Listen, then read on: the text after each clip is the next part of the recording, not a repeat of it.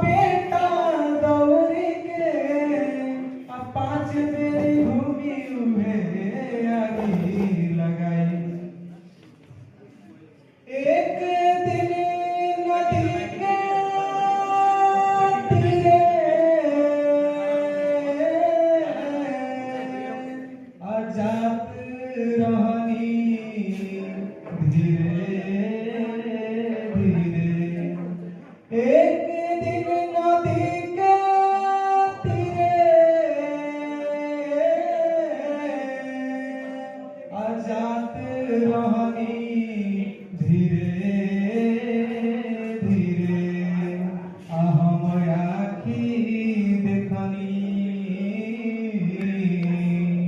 हम आखी देखनी सुंदर शरीरिया अगिया में चलाएगा।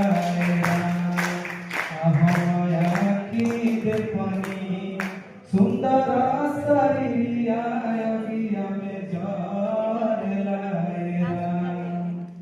बांसवा के ले विमाना घाटे अइले चारी जना।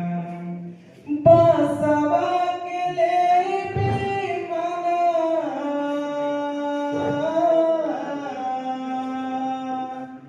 घाटे अइले चारी जना। मुहावा पर अगिया मुहावा पर अगिया अपने जमल का मुहावा धर लाएगा। हम आखी देखनी सुंदर शरीरिया अगिया में जर लाएगा। हित मित जे रहल एक मुहे सबे